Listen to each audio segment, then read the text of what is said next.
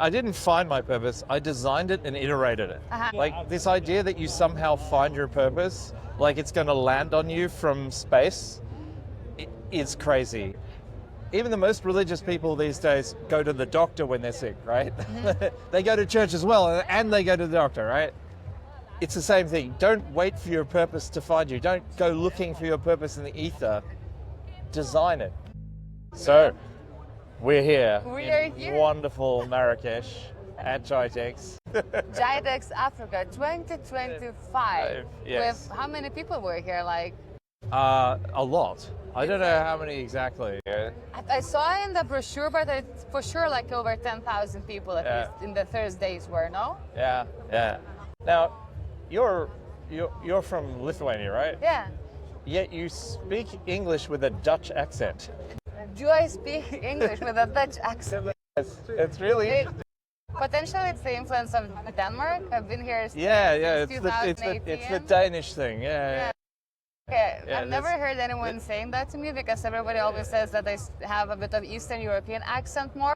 When you say Eastern European, you sound Eastern European. Yeah. But when you're generally talking, there's a little bit of the Germanic that's crept in. Thanks, Bill. Nobody ever told me that. It's charming. It's charming. It's really good. I like it.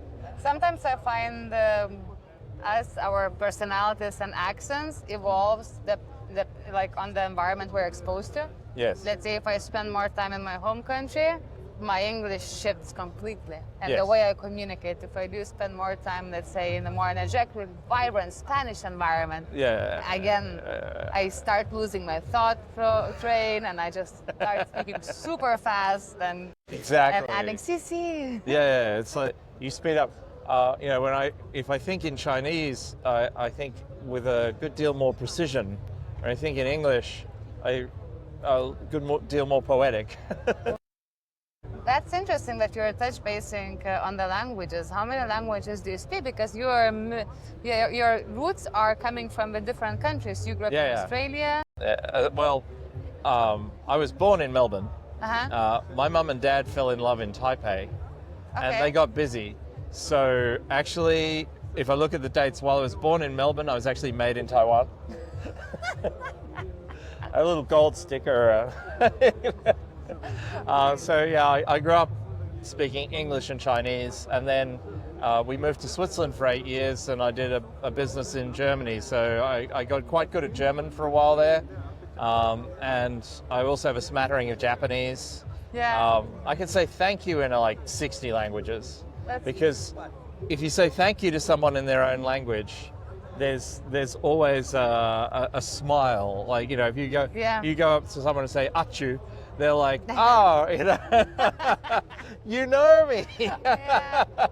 You kind of build this more intimate connection with the person. Things like remembering the name. Yep. And actually repeating that name. We sometimes forget how important it is. Yep. Nowadays, fast society where we don't have to remember anything. Also, thank you can use for yes, no, thank you. Really no. It's like achu. Oh my. How did it evolve for you within knowing so many languages, the way you live your life? Because I have a very recent example. I've been always studying in English, working in English, and I lived abroad for many years, but would spend a decent amount of time in Lithuania. Yeah. And there was one book that I wanted to read, but they did not have the English version. So I decided I'm just gonna buy Lithuanian one, which is a translated philosophical book. But to philosophy, I got introduced in my English language era, and I found it so difficult to connect the subject to my brain and then to really. It took so long to understand and to read it that I found it, interesting. That's a kind of interesting mind game where we have that different experience associates with different language or movement. There are different things, and there are things that are very, very common. And the human world occurs in language. That's just a fact. Durable language is what sets us apart from everything else. Like the fact that we can write down and share a story, and then somebody else can share that story, and that story can live its own life. That's what makes us human. And anyone who denies that hasn't really done any deep philosophical work. And then if you look at the language that you grow up with, there are things that are common and there are things that are not. There's one theory of language that says that actually there are genetic components to language that are inviolate. I'm not sure that's entirely true, and I think there are some things. And then when you understand that, there are some concepts that are almost universal that if you look at them philosophically, you could actually make small changes in your life that have a big impact. I give you a very classic one. This is a very Eastern European, it's a general disease, and it's particularly endemic in Eastern Europe. Okay. In English, you can use a conjunction to connect two concepts, right? Consider the following sentence. I hear what you're saying, but. Or if I say instead, I hear what you're saying, and. Yeah. I agree with you, but. I would like to help you, but. What you're doing is great, but. But what if you change this angle? And then if you change to what you're doing is great and you change the world. Now, entrepreneurship at its best is accreting value. And every time you use the word and, you create the opportunity to accrete value. Every time you use the but, you're almost inevitably denying value and breaking connection. And just that one change, three-letter word, okay, in German, aber und, in other languages, different, it's still the same conjunction. In Chinese, in Japanese, like, it's the same concept, and yet, but is only good for drama. If you're writing drama. Yeah, if you're writing a screenplay, fantastic. If you're writing a business plan or a pitch, don't. Okay. If you're talking to an investor, and they say something wrong, and you say, yeah, that's great, but in that one three-letter word, you have lost the investment. But can be great if you want to create drama or if you want to try and win an argument. Fantastic. Startups that win arguments go out of business. The hard way. Did you lose I was an engineer, and in the engineering world, but is incredibly overused because in science and engineering, you tend to create stature by making other people wrong. And but is a fantastic way of doing that. And I did not know how to sell. And if you're selling, you cannot sell by making somebody else wrong. If you make somebody else wrong, they will just make you wrong by not buying your product. And so in transiting from being a computer engineer into an entrepreneur, I had to learn how to sell. And when you do, I learned selling the hard way, cold calling, right? Yeah. And you very quickly learn any language that is not useful is quickly burned away. Cold calling. Yeah, but interesting that you're mentioning. You see that? Very colorful, yeah. You're gonna hate me for this. No, I appreciate you sharing this because while listening for you, I would catch myself going back to the previous experiences, and it's also very cultural thing. Yes. From upbringing, from educational system, for culture, the way it has evolved over the centuries, and it took me a long time to actually stop using that often, the but when it comes to argumentation, because somehow it feels like we as human beings always have to explain ourselves and to validate and to prove. Yeah, and in the circumstance of an entrepreneur where you're trying to get something people to believe, and if you're trying to build conviction, right? Like if you're an investor or an entrepreneur, you're trying to build conviction. If you're a scientist, you're using doubt. That's fine, that's necessary. because you have to doubt things. If an engineer with no doubt, I do not want them working on the engines of my plane, right? If you're trying to be an entrepreneur and you're trying to raise and build something, you need to build conviction. And you just cannot be using drama in that way. You can't be taking down the stuff that you're trying to build. And so that's the transition. And like, as somebody who wants to expand your message, you really, if you're explaining, you've lost. If you're explaining, you're lost. Yeah. But that explanation can be. But that explanation. Ah! Oh my God, that's it. Cut. We're starting over.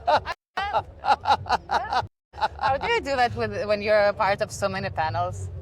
So when I'm on a panel, again, I consider but to be fuck you. If I say but to you, I'm mentally trained that I think, oh, I just said fuck you to that person. Okay. Right? Wow, that's a strong one. And it is strong, right? So I don't mind interrupting someone. I don't mind interjecting. I don't mind saying what they're saying is wrong. I'm just not going to use but to do it. Mm-hmm. I'm going to say, oh, that's something you built up. I'm going to tear it down now. Okay. I literally said that on the last panel. And I'm being friendly and constructive, even though I'm tearing down something.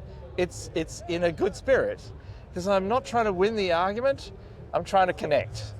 All right. So going back then to your history. Yes. You were an engineer, and when you started creating your first venture, you switched to entrepreneurship and had to learn how to sell and how to communicate and build a narrative around the problem you were solving. Exactly. What pulled you towards entrepreneurship?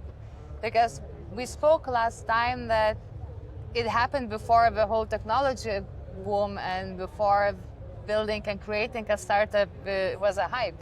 Yes.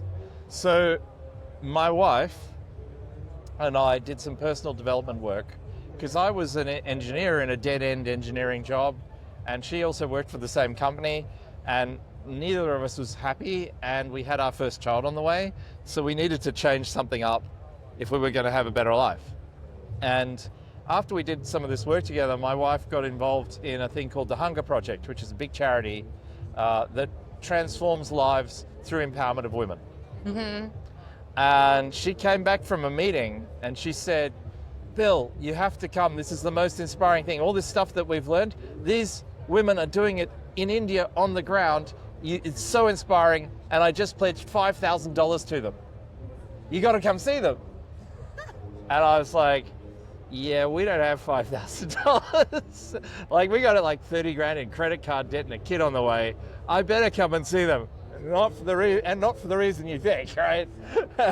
And so I went there, and Lalita Bagvala, who was the country director of India at the time, she brought these Indian village women to Melbourne, and they'd never seen electricity before. They'd never seen lifts. And here they were, courageous enough to talk to us about the changes they were making because they were inspired and empowered women. And I was like, okay, this is amazing. And we don't have that money. And so I went up to Lalita, the country director. I said, Lalita, listen, as much as I love what you're doing, there's no way we can pledge $5,000. It's just not even possible. I could give you like the $5 I've got in my wallet, and that's it.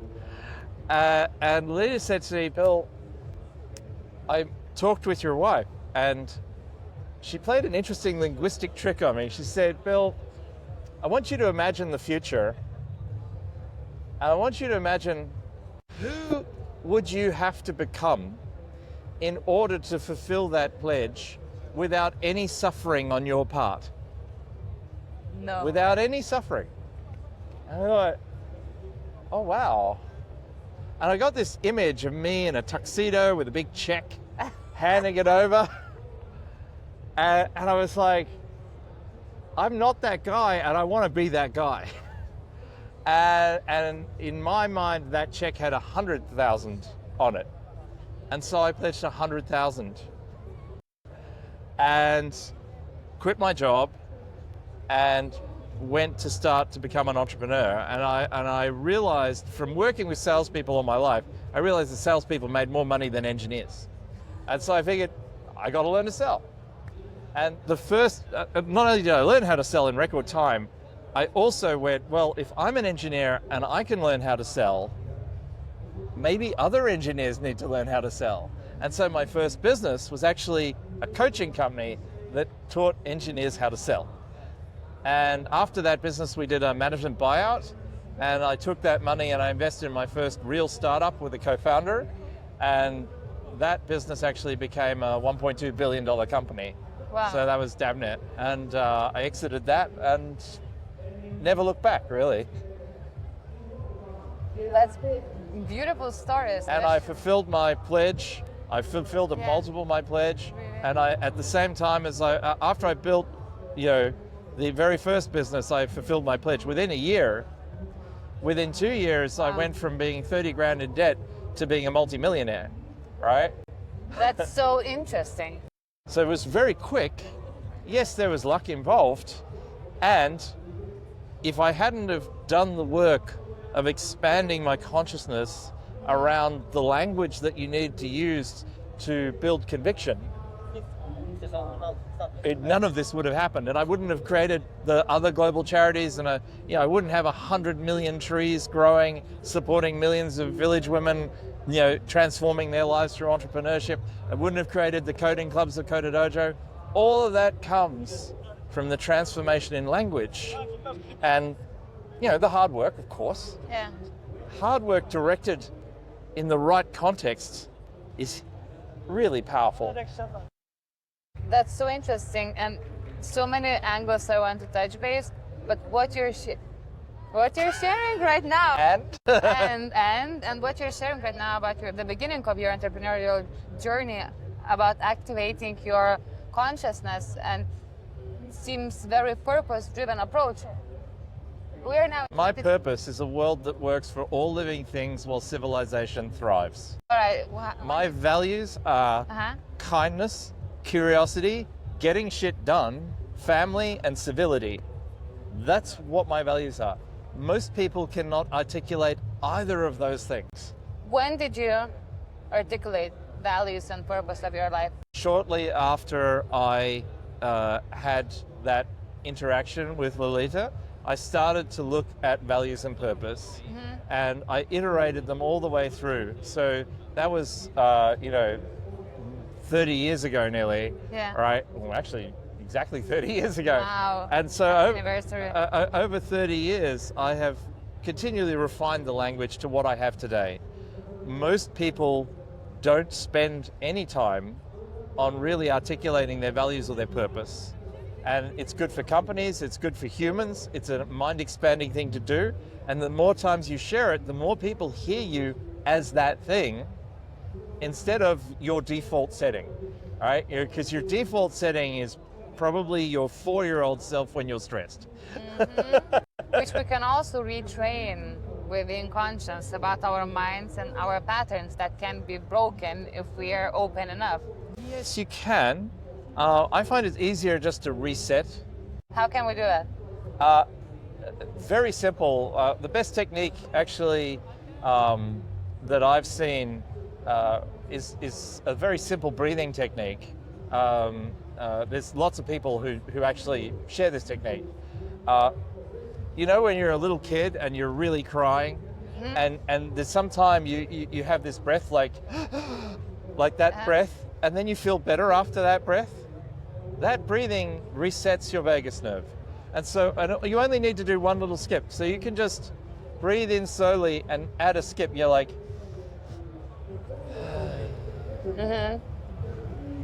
and your whole calm comes with 10 seconds away from calm. Just in for 2 seconds, tiny skip, and then out for 6. It reminds me a bit of 4-7-8 technique where you... Well, I mean, that's what the Navy SEALs do and all those things. This can happen in an instant. I mean, there's a great book, Jefferson Fisher, The Next Conversation, fantastic book. He says that too, right? He's been doing that for a while. You can also do just the 3 sharp inhalations, like, but through your nose is always best. Okay. And that calm breathing resets the emotional alert system, because humans haven't had a firmware upgrade for 100,000 years. So the emotional alert system is on a hair trigger. Your fear, your anger, your sadness are all on a hair trigger waiting to save you. And the problem with that is they false alarm. And then what happens is after you get a false alarm, you make up a story about it to feel better. Like, oh, I feel fear. Oh, it must be because I had eggs for breakfast. Right? And then you avoid eggs, which are good for you, and you don't really know why you were afraid, and you still carry a bit of that fear with you, even though you've gotten a little relief from the story. Whereas if you go, I feel fear, look around, is there a tiger in the room? No. Then that fear is a false alarm. Reset, listen to it, feel it, reset it, and then go about your day. Beautiful. Well, figuring out your purpose, identifying your core values, and finding the ways to cope with external triggers that we're coping every day.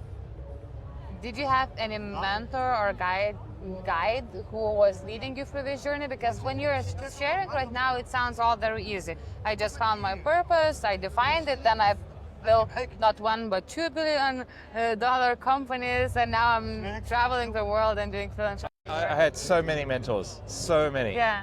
And I didn't find my purpose, I designed it and iterated it. Like this idea that you somehow find your purpose, like it's going to land on you from space, it's crazy. Even the most religious people these days go to the doctor when they're sick, right? They go to church as well, and they go to the doctor, right? It's the same thing. Don't wait for your purpose to find you. Don't go looking for your purpose in the ether. Design it. Look at the things that you care about and look at the problems that you want to solve and start working on them and refine it over time and share it with people. Never do it alone. Right? Develop your purpose in conversation. You want to know what your real values are? Ask your mum, ask your partner, ask someone who doesn't like you what they think your values are. You're going to get a really solid reflection, much better than any intellectualization. So it's always in conversation. John Ranesh, fantastic author, personal friend, mentor for years. Mark Goulston, amazing psychiatrist, amazing author, mentor for years. Yeah, we used to have three-way calls where we would discuss philosophy in depth for years. Yeah, I truly value those conversations. Unfortunately, they both passed away in the last 2 years, so it is a little upsetting to talk about my mentors, because no matter how accomplished you are, you're always going to get triggered. The nice thing is when you learn to reset the triggers themselves don't matter. Like, there is a school of thought that you should identify your triggers and you should avoid your triggers. Waste of time. Do you know how long it takes to have a rational thought? No. About 3 seconds. 3 seconds for a rational thought. Yeah. That's quick. Yeah? Do you know how long it takes to have an emotional response? 1 second. Half a second, no? 15 thousandths of a second. It's like, it's instant. So in a race between your rational mind and your trigger, who's going to win? Don't bet on the losing team, right? Yeah. Except that you'll be triggered. It's like I was triggered then, thinking my mentors. I took the cleansing breath, and I'm back with you. It's valid that I was triggered. It's a sad thing, and it's valid that I accept that sadness and move forward. You know, the price of love is a measure of sorrow. So you're always going to have that trigger there, and to avoid that trigger is to deny your love for the people that have passed. Never do that, right? That makes you somehow less human. No, except you're going to be triggered. The trick is to go, oh, I'm triggered. How does your day usually start? My day, it usually starts with me waking up and doing calisthenics. Calisthenics, all right. Because muscle growth is important, and as you get older, you lose muscle. So you need to build muscle mass. An enormous amount of health conditions are related to sarcopenia and not having enough muscle mass. And do you have some kind of rituals that you take with you while you travel, besides the Yeah, I actually use an app called Trainwell. And Trainwell, actually, you have a real coach who monitors your activity via the app. Oh, wow. and texts you with new routines and things. So I carry that with me always. And my coach, Caitlin, is awesome. And she's always uplifting. I just love it. Like, she tells me, oh, you've done this workout, you know, congrats. Yeah, I love that. That's awesome. Yeah. And what you were saying about your purpose, creation, values, evolving work with yourself and your mind and the environment? Yes. We right now are in the boom, right, of longevity, mindfulness, consciousness. Everyone is quitting their jobs and becoming yoga teachers and artists, and the morning routine takes 5 hours because you wake up, you meditate, you breathe, you journal, you make your smoothie, you drink your pills, and then 6 hours later it's already evening. So how did you see this whole mindfulness movement evolving, and how much should we really be maybe obsessed? So I'm very interested in evidence. I'm very interested. I was chair of a longevity foundation for over 10 years. I saw so much, in those 10 years, I saw so much bunk, so much stuff that just makes no sense, that has no evidence, that like, nah.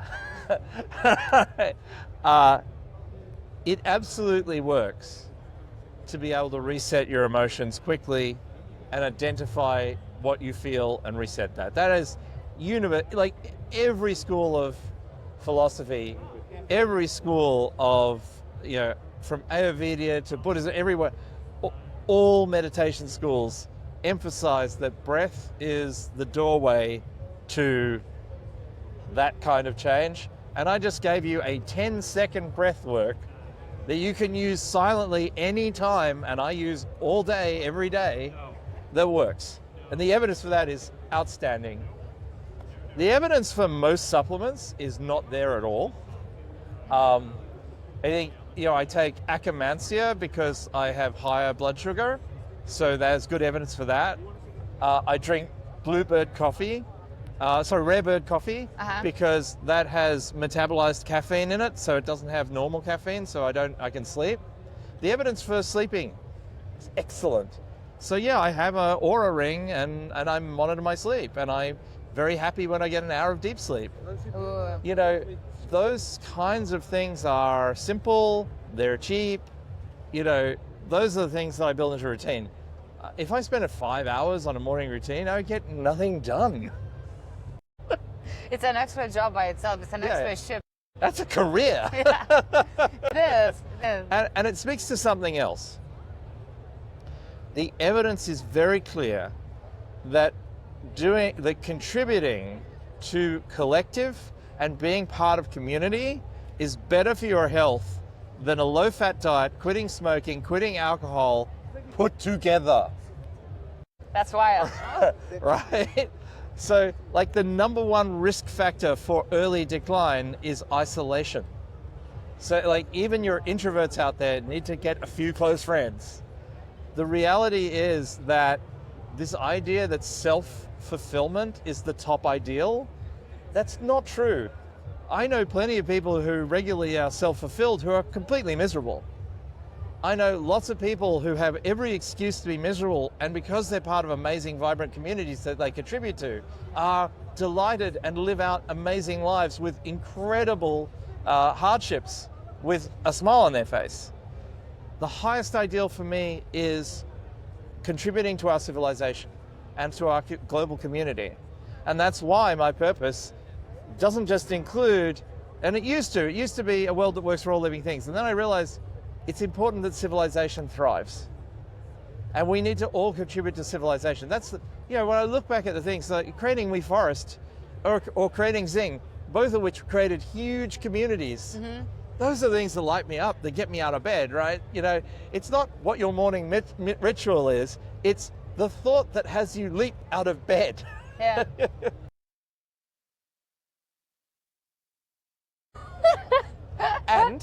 and but it doesn't work. And No, it works. It always works. It just feels wrong. Just say the and as a society, yeah, and as a society where you mentioned that finding what makes you alive, what makes you jump out of bed, and getting designing, not finding, designing. Where someone who is right now in a completely shadowed area where don't feel any fulfillment and feels like the world is going against them, where that human being who is listening to us right now could start to design their purpose? Because it's very easy to get trapped. Oh yeah. The way out of the trap is to pick one small thing. Like, I have people who have had depression in my family, and I know how completely devastating it can be, right? And the way out is not thinking about it. It may not even be talking about it. It's picking the smallest thing that you can bear to do and doing it and celebrating that you did it. Like wash your plate. Literally, just like, I'm going to go to the kitchen and wash the dirty plate. Almost anyone in any condition can do that. And then when you've washed the plate and dried it and put it away, celebrate. Like, yeah, I did it. Such small little actions can build into enormous movements. And you just need to start with the smallest action. A lot of the time, people who suffer from depression have big visions and they forget to take the little actions. And so they get trapped because they never see any part of their vision occur. And action begets passion. And passion begets everything. Yeah. Beautiful. Well, being a serial entrepreneur, did you manage to keep your mind so sane and so calm all the time? Or there were some challenges along the way? Of course there have been challenges. I get triggered every day, right? Like anyone else. Yeah. I've had businesses that succeeded and I have businesses that failed. And, those businesses that failed or those things, those circumstances, they hurt me just like anyone. When nobody loves to fail, you have to succeed, you have to fail in order to succeed. Failure is progress. So there's a little bit of a mind flip there to stop seeing failure as a bad thing. All right, to start seeing failure as progress, that's a little twist. It doesn't stop the failures from happening. All right. See the entrepreneurial world evolving, or how has it evolved over 30 years when you were part of a team? Honestly, as I said, the human software, the wetware hasn't changed in 100,000 years. So most of it is exactly the same, right? It's those people who somehow develop the courage and resource to do something because they're annoyed by something that needs to change, go and do. Entrepreneur just simply means doer, right? Mm-hmm. Do it and you become passionate about it. That will never change. The technology changes, the financial markets change, the costs of goods change, the governments change. I agree that drones aren't scalable. We're a little more unstable than we've been previously. That's the only thing now. Avatar, RGB. A lot of opportunity occurs in instability. So if you've got an entrepreneurial mindset, or you build your entrepreneurial mindset, you're going to do well. That will be better, but let's see. What brings you to such events as GITEX Africa? You've been adventuring through many different events for many years. You're an investor, philanthropist, also have different activities. And I've met you 2 days ago, and first thing I've experienced that you show up with kindness, compassion, with a smile, and with a space for people for everyone with a chance to actually to connect. Yeah. So what keeps you that humble, human, and showing up yourself? My values. Like curiosity is a really strong value for me. And the companies that we're doing RGB could process that. So that makes sense. If you look at the underlying drones can't scale, satellites, emotion of curiosity, it's driven by happiness. If you look at the underlying emotion of arrogance is always driven by fear. And some soil sensors. The most arrogant people you meet, arrogance is a substitute for true confidence. And it's a poor substitute. And yeah, I've been arrogant in my life at times, and I've realized that every time I'm arrogant, it hasn't been ending well, right? So that value of curiosity coming from happiness is the opposite of arrogance. And so it has humility baked in. So if I'm going to live my values, I'm going to show up as you said. I'm going to smile. I'm going to be interested in people. I'm going to be interested in community. And if people go. And that, to me, is what life is about. Do you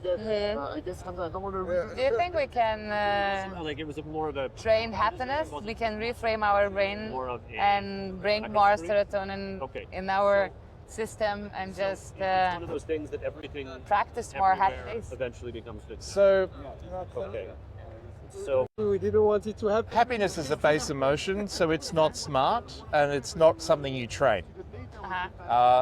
What you're looking for is to unlock joy and unlock satisfaction.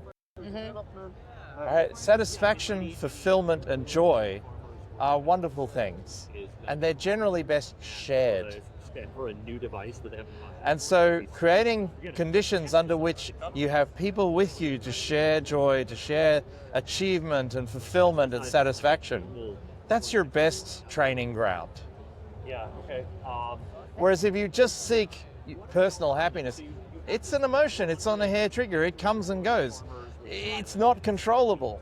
Yes, if you do productive things, you get a little burst of happy. That's why I said, you wash the dish and then you go, yes, I've washed it, and you get a little bit of happiness.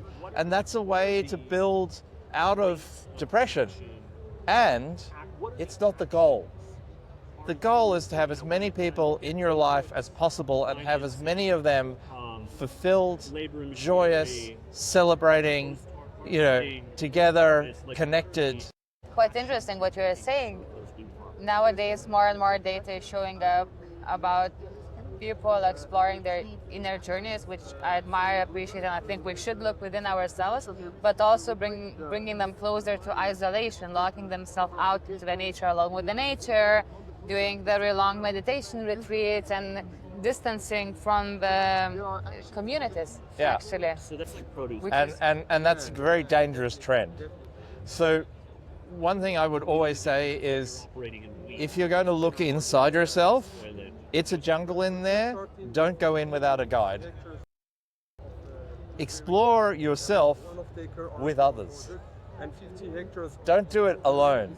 Like, it's great to introspect. Introspect in tandem. Introspect in threes. Introspect in tens.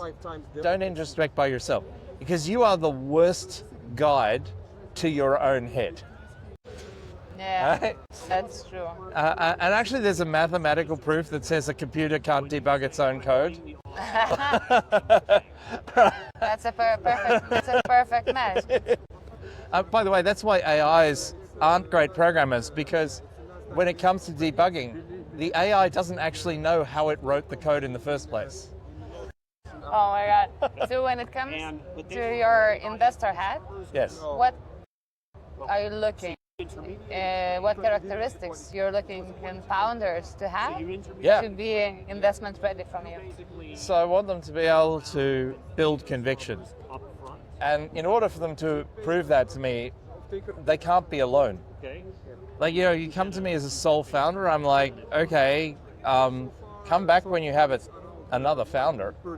Because if you can't convince at least one other human to join you in jumping off the cliff that is startup, you're going to have a much tougher time of it. And then the next thing is, I want you to have spent some money wisely. Like, if I'm going to give you more money, I would love you to show me that the money you've already spent, however little, has been spent doing really useful things and not crappy things.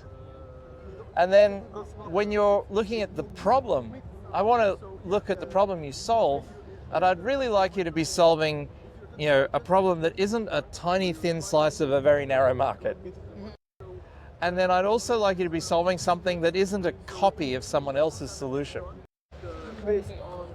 And what are the industries you're right now driven by and focused on? Well, they're all driven by my purpose. Like everything I invest in needs to align with a world that works for all living things while civilization thrives. So deep tech, biotech, robotics, health tech, healthcare, biomanufacturing, all things that can make a difference are interesting to me. And I like companies at any stage, and I'm particularly interested in very early stage that can go and do our accelerator programs. Okay, amazing. And any memorable conversations you had here now during GITEX with founders? Someone that really stuck in? There's, I'm not sure she's here anymore. There's a lovely lady from Egypt, and she has a diagnostics company where she's worked out the reagents to make them not need a cold chain. And when you're looking at diagnostics in the subcontinent and around the equator, cold chain is very expensive, right? Because you have to refrigerate the samples. And she's figured out a way to diagnose a bunch of conditions without refrigerating the samples. Super cool, like actually applicable globally. And so I would love to invest in her company. Two problems. One, she doesn't have any interest in targeting the US market. And I got to tell you, you want to target the US market in health because that's where you make the most money first. Okay. And I think she might have come around to that. And then the other thing is she was a sole founder. And so my advice to her is find that other founder because she has all the other pieces. She just needs to find that other founder and build their conviction so she come back and say, here's my co-founder. And at that point, we are definitely going to take a look at her business. Yeah, thank you for sharing. So we're getting closer to the end of our conversation, and thank you so much for portraying, I would say, the clothes of a bit of your thought philosophy and mindset, which is very valuable, I assume, for everyone who is not only creating something, but more like who is willing to design their life in a purposeful way. Yes. Because life just does not happen to us. We can guide it, direct it, design it, and to really look at what they value and live their values. Yeah. If your value is something that you could be, that's great. You know, like my top value is kindness because I can be kind. You know, a lot of companies say, oh, our top value is excellence. It's really hard to be excellence. I don't even know what it looks like to be excellence, right? Whereas I do know what it looks like to be kind. I do know what it looks like to be curious. I do know what it looks like to be getting shit done. I do know what it looks like to be family. And I do know what it looks like to be civil. As it's important that visualizing is not enough, you also have to put things in action. Yeah. Just having the picture and vision board not gonna lead you towards the change. And nowadays we kind of forget that you also need to do things. Yeah. And that's why proof of effort is so attractive. When you see somebody doing the work, you really believe. And when you don't see them doing the work and they just have the result, you think, how did that TikTok get made? You know, like you know that one where they throw the ping pong ball. And I was always like wondering. Yeah, and then you see the ones where where it shows them doing 1,000 of it, and that you respect. Yeah. That's the real one because you see the proof of effort.